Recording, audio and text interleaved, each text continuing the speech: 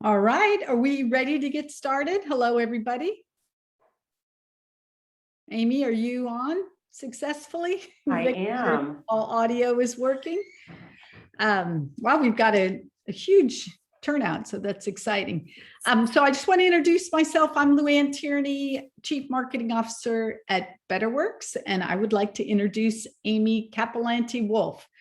So Amy is a longtime colleague and friend of mine. We worked together at Cisco, where she was running probably every HR organization at Cisco, and I was the VP of Partner Marketing globally.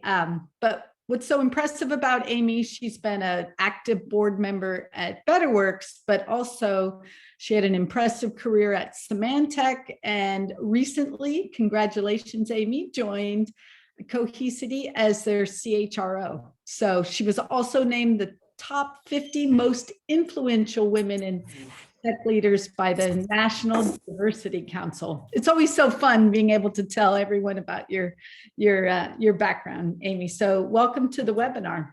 Thank you. I'm so glad to be here. And I can't imagine a more relevant topic right now. I took the last several months to spend time with my family, publish, serve on a couple of boards, and I watched all of my HR brethren, killing it during the pandemic and early days, all the way through where we are today. And then I'm jumped back into an operational role, which I'm thrilled about with Cohesity. And now I'm actually starting to see the opportunity that we have in front of us around how we work and how working is going to be very different and not at all what it has been over the last 30 years. So I'm excited about this topic for sure. That's great. So there's some stats I thought I would start the webinar off with, which is kind of fun. So, a recent survey of American workers found that more than half said they prefer working remotely at least 3 days a week. And 37% are working remotely in the US today. A majority of companies are staying hybrid. So how are things going to look different? But then did you see the report that just came out from Josh Bersin saying many CEOs, like 83% of them, want a return to the office? So that was surprising. And then you saw Google just came out with a hybrid work policy this past week saying 20% will be fully remote. Another 60% will work a hybrid schedule. And I don't know what about the other 20%, but so our topic is super timely. What I want to do today with you is kind of share the practical aspects of how you think hybrid work is going to change. What are the strategies we could start immediately, because many companies are already having employees go back to the office. So can you give us some practical advice that we can start implementing right now? Sure. And, it's not like it's brain science. I mean, I do think how people work and what they expect of their employer and their relationship to the employer is shifting in terms of a more of a supportive kind of environment that's not just about coming to work every day to do your tasks, but really someone's mental and physical well-being is actually a big part of the topics. But there's just some pragmatic behaviors that I think we learn early on in our careers to go do, but we get sloppy over time or busy and forget to do things as simple as be really clear about the meetings that you're having. What is the agenda you're having? Are you inviting too many people? Because very often we just go from meeting to meeting without clarity about what is the objective of this conversation, where the outcomes look like. And then does 30 people need to be in the meeting, or could we bat it out with 5 or 6 of us? So one really simple thing would be that. 2, it would be really making certain that at the beginning of every meeting that you do check-ins. And ironically enough, my first staff meeting at Cohesity, which was only like 2 weeks ago since I just joined, the first question was a check-in about what are you passionate about and what do you love about what you do in your work every day? So it kind of is like a neurological reset that before you jump into the tasks at hand, you have a human conversation about what others keeping you up at night, or some sort of way to really understand what's on your mind and get to know each other better as a team. And then it's things just in general related to the meeting etiquette. And I would say the beauty of being on Zooms was that, besides being a bunch of floating heads, we were democratizing how meetings happen. Because we've all been in situations where maybe we were working remote and our peers are on a phone together in a conference room in some place in San Jose or New York. And they seem to have more of a dialogue happening in the room, and you're sort of out there on your own trying to interject or be heard or ask questions. And very often no one really took the time to ensure that everybody had a say in the meeting. And with Zooms, you had less of that because everybody was working remotely. So I think we're gonna have to make a very conscious effort as managers, as employees, to ensure that if people are in the room or they're on a Zoom call, that everyone has a fair opportunity to provide their inputs, to ask questions, and that you're aware of how people are showing up to the conversation. Because the moment people start to feel like they don't belong in the conversation or their points aren't validated, then you start to have trust issues and then detachment issues. So that's why it's things as basic as checking in, meeting agendas. Do you really need to have this meeting? Could you get it done in a quicker construct? How do you make certain people are a part of the conversation?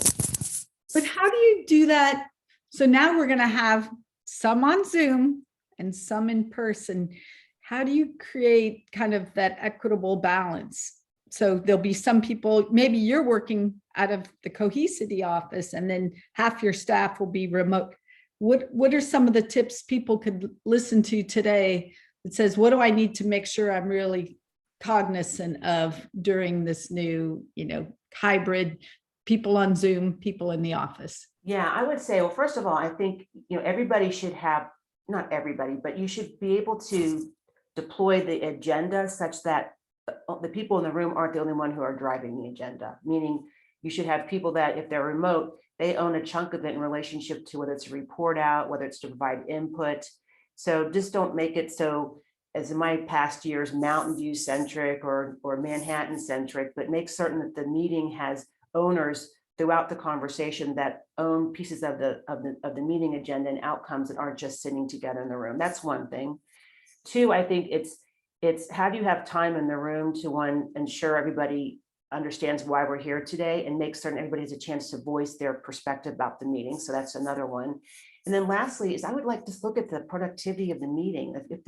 If you have reached your task, then give people a chance to go back and refresh for their next meeting, whether you're in the room or whether you're on a Zoom call, but allowing people to come, collaborate, and then go back to their places to do their work. And I think the Google situation around how they're thinking about remote and hybrid and in person is going to require them to think, and all of us to think differently around collaboration spaces. And maybe you have a collaboration space that's got seats in it, but also some sort of video camera so that maybe right next to you is a Zoom screen that person's almost in the room with you. So which sounds sort of strange, but it actually is a way to kind of have people feel connected. So I think there's things you can do from a logistical perspective, and then just from a people practice, making certain people have a chance to present and or contribute to the agenda wherever they sit and wherever they work. I love that. This whole thing about, remote work is not going back. It's an opportunity to go forward. So we are going forward in the years ahead with this new hybrid work model.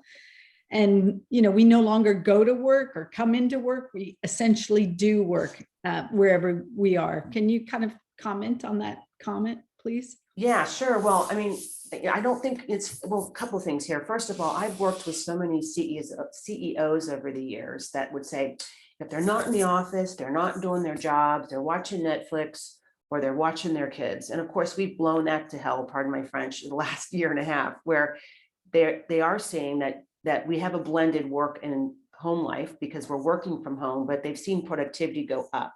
Now, there's a dark side to that because there's also the burnout of being on Zooms all the time. And also just you walk into your office at home at 7 a.m. because you don't have to commute and you may look professional on top and casual on the bottom, right? But you find yourself sitting in front of the camera till 7 p.m. at night because that's just what you do. And that's not healthy either. So I think this notion of remote work is we're going to have to really look at, not just the activities you do every day, but the outcomes you're driving. We're going to have to be very conscious of not micromanaging because people don't want to be micromanaged. They want to be able to be empowered to do their jobs, but also have a place to check in when they've got questions. I think polling is going to be a really important way to stay close to the employees, and having been a board member with Betterworks, I love the fact that they have those options to actually poll employees and bring that feedback into not only how the sentiment of employees, but also how employees are performing. So you're gonna have to do a lot of check-ins, and that check-in can be something as structured as a survey, or it can just be a check-in with the manager. But I think this remote versus hybrid versus being in the office is going to require managers to have a whole different and new muscle of empathy, of listening, of inquiry, and almost more like peer coaches than I'm your boss. Because Yeah, I I've don't heard think that people want to trend. be bossed. Yeah. I've heard that trend that managers need to take more of a coaching aspect to their role versus the manager employee boss relationship. Mhm. Can you comment some more on that? Yeah, and I think there's something like some of the things I think we need to be doing. I think you guys are doing it at Betterworks, and we're certainly kicking it off at Cohesity, is giving managers, investing in them and giving them some tools by which how to open up a conversation, how to give effective feedback, how to check in with an employee to make certain that they have what they need to be successful every day. And sometimes this stuff reminds me of things. Remember that book, like Everything I've Learned, I Learned in Kindergarten. They're like, kindness and respect.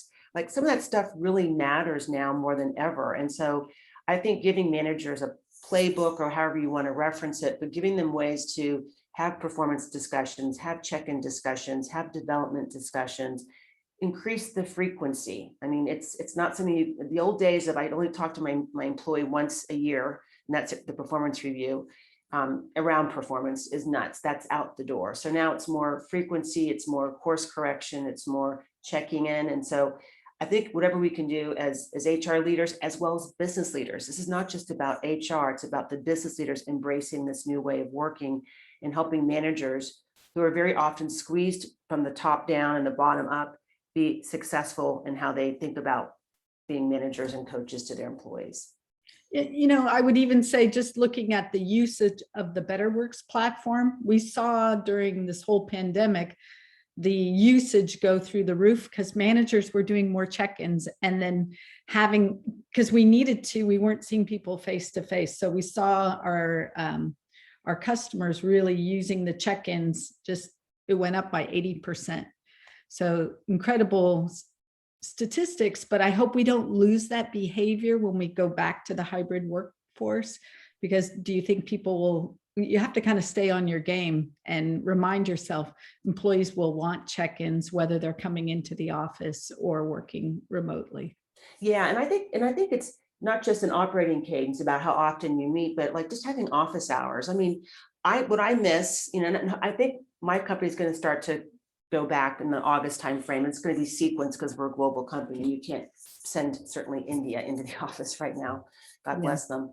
But I think it's going to require us to think about, like, how do you course correct? How do you help people be successful? But how do you do it in a way where they feel like they're going to be their best and most successful? And sometimes that's just walking around the office and having conversations. And I miss that, because when I was in the office every day, which I was, sometimes your business decisions or problems are solved in doorways, right? Because you walk around, you run into somebody that you've been trying to get in touch with, and you're a bit too busy, and then suddenly you come to a conclusion on something that's been dragging out for a while. How do you have that same sense of casual collisions in a hybrid work environment? And maybe that's office hours on Zoom because somebody's not in the office. Maybe that's, hey, I'm gonna give you a call, and we're just gonna shoot the breeze for a bit so we can get a sense of what's working, what's not, and make it much more casual versus being in back-to-back meetings. It's also things as simple as giving people a chance to refresh between meetings so they have a chance to kind of get some of their work done before jumping into another activity-based meeting. Yeah, I love the office hours. And I also love, you can do shorter meetings. You don't need to fill up a whole hour. Like, schedule your meetings much shorter so people have breaks in between. Oh, completely. I'm almost like, I'm sort of, many of my former colleagues or team is listening. I'm like, I'm sorry for the many years of these long protracted meetings, because it was supposed to be that way. And sometimes the meeting could have wrapped up like that, but then sometimes you have to ideate. Sometimes you need blue sky thinking to get to a conclusion, but sometimes you could just be like, okay, we got it, let's move on. Right. For sure. What about the whole micromanagement? So how do we, balance communication without feeling like your team is being micromanaged from the top down, and that they're sharing constant updates. I feel like that's a balance everyone's always striving to, what's the right balance? Yeah, I completely agree. Well, I think one thing around the pandemic is my view is I think people got really crystallized on the most important priorities versus trying to boil the ocean. We knew we had either limited resources or we had people that weren't in the office to normally collaborate the way we're used to. So all the ways we worked were kind of going out the door. And so some people worked harder and burnt out. But I think a lot of companies started saying, what's most critical right now? And that's why, whatever tool you use, I mean, like about Betterworks is you can put all of your sort of goals into the system and then use that as a way to manage it, and then use that as a way to get active and constant feedback. And I think these types of platforms are going to be really critical going forward, because priorities and setting it and aligning it in a remote and hybrid workforce is going to be even more challenging. So how do you make certain employees know what's important? They are prioritized against the most important things, and they have a way to check in against their priorities. And that's everything from your OKRs, your objectives and key results. It's to sort of your tasks and activities you got to drive towards, and it's how you bring people together to do those things. And I think to say you can do it on a piece of paper and never see that piece of paper again, you can no longer hide behind that. You have to have a system of record by how you manage performance. And then if it's a system, then people feel like it's a system. It's not me being needled around my performance. It's a way of how we do business. And your goals don't change, then you have to stand by the goals, and you align the goals to the company priorities versus having kind of a willy-nilly, here's what I'm working on, does this align to the company priorities? Yeah, and I think this is a big challenge for the leadership of the companies to really, I mean, I've always grown up with line of sight, here's our goal as a company, and then how do I fit into it regardless of where I sit in the organization. And I think it's incumbent on leaders and managers and now employees to make certain that they understand how they plug into whatever objective is trying to be driven. And we were sitting in a Betterworks HR advisory council a couple of weeks ago, and one of my peers had a great perspective, which is, it's so basic in its sense, but I think we've missed out, is very often we give managers training on how to give feedback, how to get feedback, access to tools to make them better performers. We should give that same access to anybody in the company, because you can be a leader without having it in your title. It's not a hierarchical thing, but I think we have to empower employees to have the similar kind of expectations around performance, around expecting from my manager that I'm going to get good coaching, that I'm going to be treated respectfully, that I've got collaboration opportunities. So I think you have to kind of look at the whole system and give everybody access around what are the things and skills and capabilities that you need to build, whether you stay at my company or not. It's just how we're going to be more effective in what we do every day. Yeah, I like that suggestion a lot about giving the employees the ability to ask the right questions too. It's not just the managers, but it can be the reverse. An employee that's going back to a hybrid work, asking, what are the expectations around the day-to-day? How do I align my priorities? And, how do you want me to spend my time when I'm in the office versus, I feel like I can get more done when I'm remote. So I think those are going to be new conversations that haven't been had in a year. Absolutely. And, and this is going to be an interesting time, because I think with people working from home, they've been able to do other things in addition to working. They can go, maybe like today, I got to take my daughter to an ortho appointment. And so I manage my meetings around that, and I've got a manager who supports that. So we're going to have to continue to have that flexibility, because once you get something, it's hard to take it away. So how do you celebrate somebody able to have flexibility in their life? And oh, by the way, the next generation of our employees expect that. Mm-hmm. So how do we build that into the fabric of a company so that people don't feel like they're having to work 60 hours and have no time to do some of the things they have to do just to live their normal everyday lives? We have an interesting question from the audience. It says, is there an elevator speech about a leader that could give why people should return to the office? I struggle with articulating the why when we've been home for a year and very overly protective. productive for a year. Sorry. Yeah. So, I don't, and I guess my response is it's a fantastic question. And there's a part of me that says, I don't know if we should force the issue, because I think, to your case, is there a business case? Are you being authentic by requiring it? Well, maybe you don't need to require it, but maybe you should be asking, how would you want to work in a hybrid environment versus coming back 5 days a week? Because some companies, and I'm on a panel coming up next week where it's an oil and gas company, and they needed their employees in almost immediately after COVID launched, so to speak.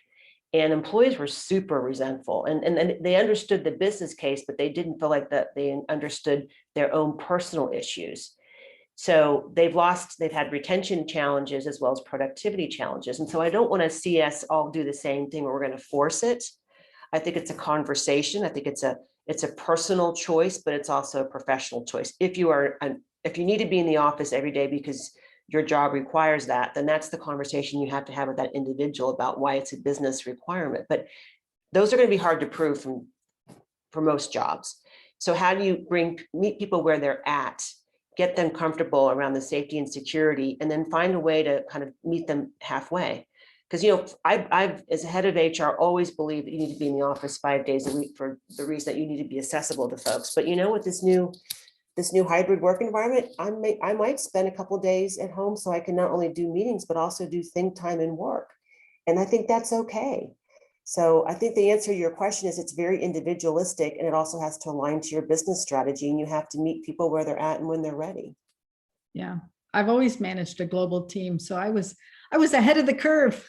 I was managing people from all over. I mean, we would get together quarterly and stuff like that, but I remember years ago, I would have never have met somebody. I would only do video conferences until they flew to America, or I flew to Europe or Asia or something like that. But I will say that's a really good point. I'm going to add one thing to that, Luanne. So, another thing we can do is really get clear about like matrixed and reporting lines. And here's a good example. And I love Cisco. I was there for many years, as was you. But I remember we'd have like a manager who manages an employee in the UK who manages an employee in like Dubai. And like, it was like this weird sort of matrix reporting relationship. And so no one ever really felt fully served the way that we had different people. And I remember in India, we had stovepipes of people reporting up to product leaders in the US, but there was no one over top to kind of be that leader for the chartered site, so to speak. So as leaders in business and in HR, there's also maybe some organizational structure or operating models that we could clean up that would be more straightforward for how people collaborate together. Because sometimes those reporting lines make it really hard. And maybe there's a way to think about that differently so we don't add more complexity already into the system. Okay. So we've got some more questions. With a hybrid arrangement, would you recommend some core days that are in the office for all team members to create opportunities for those for casual collisions? I think it's a great idea. So here's my view is I think, and it may be either functional or it might be cross-functional based on the situation, but I think there's a place where people can come in, collaborate together in a room, blue sky, whiteboard, whatever it is you need to do that would make sense to be together. And then you go back to your corners to get the work done. And so I do think there may be opportunities that you bring, whether it's I'm going to bring HR, IT, and finance together because we're in the midst of a due diligence for an acquisition. We need to get in the room and just roll around in the data room and get all the issues on the table. That to me would be a very logical way to bring folks together if necessary, and they go back to their corners. Same thing with product development. If you've got an agile team, maybe you bring them together to do the review of the scrum, and then they go back to their spaces. So I think you have to be thoughtful about how does that make sense to bring those folks together and not just do it because you want to do it, but have like a business rationale behind it. And then I believe people, as they become more comfortable, they feel like the workplace is safe, they're vaccinated. I think people might want to come in for that human connection regardless, but like, don't force it, try and construct it around your business cycles and where it makes sense to have people come into the office together. Yeah. We've got more questions from the audience, but I wanted to add this one about culture. So there really isn't management by walking around anymore, or there hasn't been. Mhm. And then, but what we've done this past year is huge progress around the whole person. You saw people's dogs and their kids. I mean, how many videos I've met, our chief of staff, adorable daughter, and, we've seen babies and dogs and people's cats and all kinds of things. So how do we keep the positive momentum around the whole person and not get back to kind of the old operating model? God, I could not agree with you more. Again, I don't think we can go backwards. I think we are in a place where people are going to demand, and I don't mean to sound like they're entitled, because I'm going to do the same thing, that you treat me as the whole person. And that's everything as tactical as making certain you've got a comprehensive benefits plan that takes care of the individual and the whole, versus I'm just going to give you this type of benefit. Like EAPs have exploded in terms of, they used to be very minimal, very people went to them. Now they're trying to do more around mental and physical health benefits to support that whole person. But it's also managers taking the time out to check in with their employees. It's also about how you manage, there's, like, for instance, some people don't have meetings on Friday, or they have meetings that only last so long, so there's breaks in between. There's also, like, seeing the cat go across the board. There's so many times where, had I been at home and we didn't have this pandemic, if the doorbell rang, I would freak out. Or if the dog barked, I'm like, oh my God, like I'm going to look like I'm just like at home, calling it in and not really working. And I know that was part of it's my own paranoia, but that was sometimes reinforced. I think that's out the door now. It's made us much more human, much more approachable. And I think we should keep that up, because it certainly brings a humanity into the workplace that sometimes hasn't been there, because everyone's been so focused on the outcome and not been present in the moment. Yeah, I would agree. We've all seen people in their homes, and it's made them that much more real. Yes. Yeah, we're all working humans. One thing Betterworks did during the pandemic is we get one Friday off a month. We had a walking challenge. We do a lot of our meetings while we're walking or doing something, so that we're not just feeling like we're sitting on Zoom morning, noon, and night. So that's been great.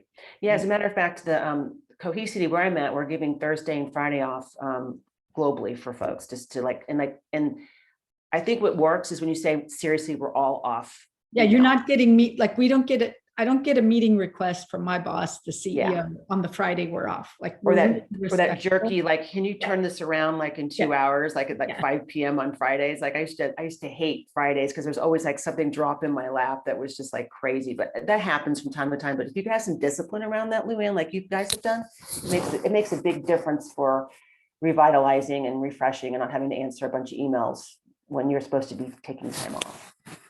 We have a question from an attendee. Do you have some ideas to excite teams around coming back to the office? I've heard about weekly lotteries, etc. That's interesting. That is interesting. I wonder what they win in the lottery.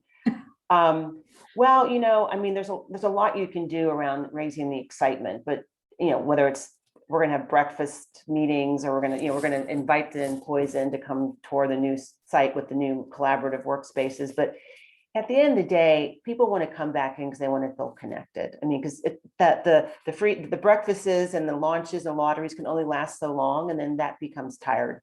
So I think it's about how you show up in the office and how you're welcomed and how you feel like you're a part of a team. And I think that's going to draw people in.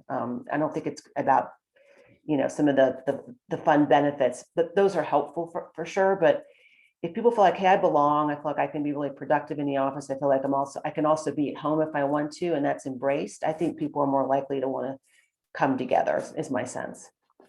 Yeah, people want connection, human connection.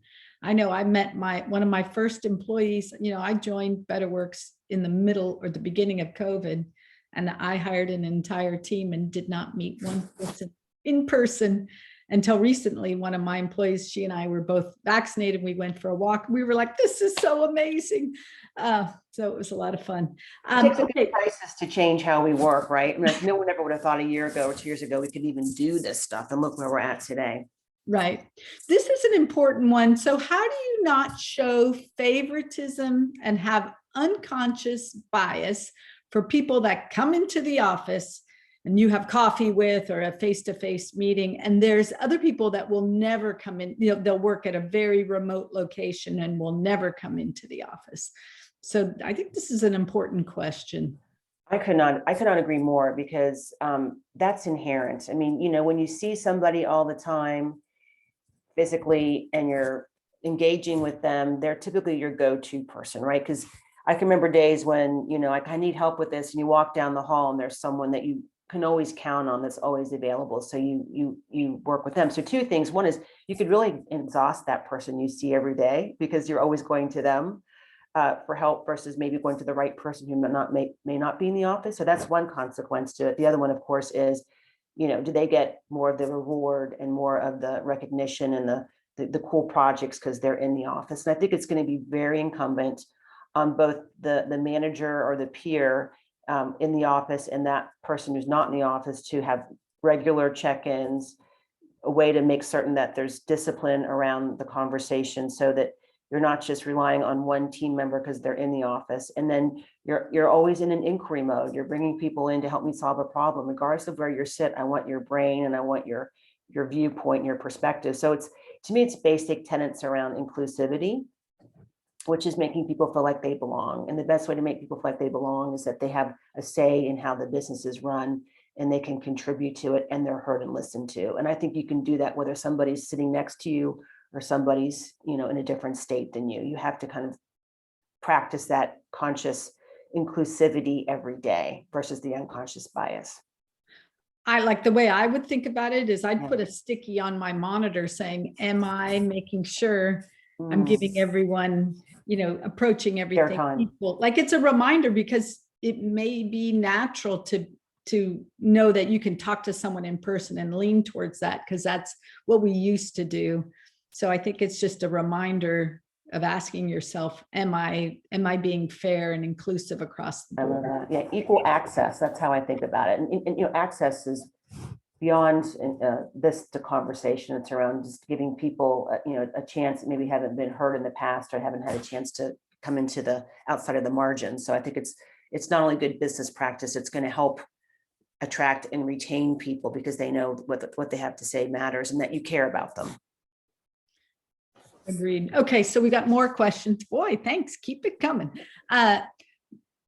Any best practices for onboarding a new team member in a remote environment? This is new for us.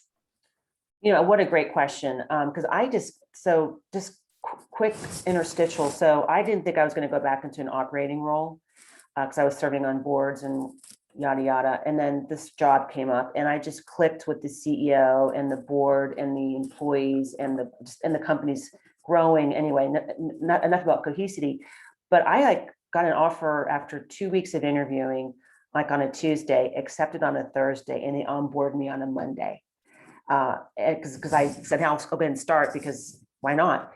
And I have to tell you, the systems they had were, now I know they jumped through hoops because I was kind of the head of HR, but they had everything was online. They had DocuSign, not that I'm going to, I have no relationship with DocuSign, so whatever it is you use, but it was both a technical process or technologically focused around how to get me online really quick, which I was just so impressed with. Wow, I feel like I'm on the intranet. I'm already setting up for my benefits. I've looked at all the employment opportunities. I'm getting videos shot my way, all these things that in the past felt so sloggy, and you'd have to come into the office for this stuff. We were able to do online. So I already felt like I was belonging there. And you will find out there's surveys that says your onboarding experience really dictates the retention you have with the company. If you have a crappy onboarding, very likely you're not going to stick around for the first year of your employment. So that was one from just a pure, wow, easy onboarding. And then the other thing is that they put a lot of time into me. They made certain I was connecting with the right people. People reached out and welcomed me, didn't even know me. They put an announcement out about me, and I got all these Slack welcoming. So again, platform agnostic, but I think it's about just being really deliberate that when you onboard employees, it's not just getting you on payroll, it's also making people feel connected. And that can be everything from, hey, this person's joining our team, can you all send them a note to welcome them? Mhm. And then making certain you've got the right knowledge management available so that people can get on board quickly related to your company's strategy, your organization's focus, who you need to know and why you need to know them, and getting them on your calendar as soon as possible. So it's a mix of things. And there's a feel to it. And there's also this an operational effectiveness approach to it as well. So it has to be kind of all of those things together. Yeah, one thing I agree with your comments, and one thing my team, I have a fully remote team that I've only met one of my employees, and that was 2 weeks ago. One thing that I highly recommend for people trying to create bonding in a hybrid work environment. So every week during a staff call for the first few weeks, we had everyone do a little like a Google slide presentation that showed where their career, where they did their career, showed some family pictures, talked about something no one would know about them. And then you really, your favorite food, just really talking about things you wouldn't normally talk about. And we found we all got a lot more connected over those conversations, understanding their work background and their family situation. And we highlight one person at the beginning of each staff. We take 10 minutes to hear about them. And I think that's also been Huge. Great way to get everyone kind of knowing each other a little bit more. And being able to be real. I mean, at the end of the day, you want to bring your authentic self to work every day. And, there was a time where you couldn't do that. Many years, you had to kind of fit a particular mold. And I think employers now are realizing, if I want to be competitive in the talent market, if I want to be a place where a magnet for talent, I have to have an environment where people feel like they can be themselves. If the culture fits them, they don't fit the culture. All right, let's see. We've got a few more questions coming in. Somebody recommended sending newbies a welcome basket, have a buddy. We do that. I sign a buddy. Those are all fun things that we can do. We talked a little bit about this, but I actually saw a book that just came out today about leaders. How do leaders need to show up differently now that we're facing hybrid work? In person and virtually. Any more comments around that? Well, there was a great article or writing by Deloitte about inclusive leadership. And it had a lot of great ideas around, one, how to operate in an environment around how you manage your workflow and how you bring people in to help solve the problems. It was also about, always, asking, like, if I'm in a room of 8 people and 7 of us all agree on one thing and the other one doesn't, I'm going to ask why, because they may see something that we don't see. And very often, because they're the contrary voice, we don't ask them because we want to get our consensus, if you will. So I think as you think about this notion, I would highly recommend, it's a quick read around inclusive leadership. It has things about, inquiry, being clear about, what you expect of people, always encouraging people to provide their perspectives, being transparent about your decisions, and sharing why you can and why you can't do something. High say-do ratio, which builds trust, which is, I say I'm going to go do something, I'm going to go do it, I'm going to have a plan to get there, and you're going to be a part of that plan. So there's some basic tenets that allow us to sort of show up differently, which is less about being the taskmaster and more about kind of hosting, and you're part of my team, and so we're going to work this together, and we're going to shuck and jive based off of what you do well and what I do well. So it's a strengths-based approach, but it also requires leaders to be more curious around what their workers and their employees need to be successful. Yeah, it's ongoing, right? It's ongoing. Learning journey for sure. There's a lot of younger in career folks, people that I think are going to be pretty excited about, the hybrid work culture, getting back to work. What about these, can you give some advice for the younger in career professional, how they should approach this new hybrid work environment, using it as an opportunity to network or grow their career or hear different perspectives? Would love to hear your insights around that. I kind of wonder if, because this younger generation is much more technologically advanced than we were. I mean, in terms of all the apps they use, the access they have to one another. And very often I see my daughters and they're sitting side by side playing a game together or watching TikToks, and they're not even sort of collaborating, but I call it parallel play, like when you're younger in your world and you parallel play against somebody else. So I think they're already kind of used to this stuff. So I think them coming to the office will be like, wow, this is how this stuff works if they've never been in the office before, so to speak. But I think with early in career folks, is like, this is a time for you to teach some of the folks who are later in career about how we can be more effective working virtually, because you probably see it more than we do about how we could be more productive and leverage some of the technology and applications, but also come in and really ask about like, what's most important and what do I need to do to contribute to this company, and come in with a curious perspective, but like demand that you have your goals, that you're clear about your goals, that you have development discussions, initiate those things. Don't wait for the manager to do it for you. Take an active role as an equal in your performance as a manager would be.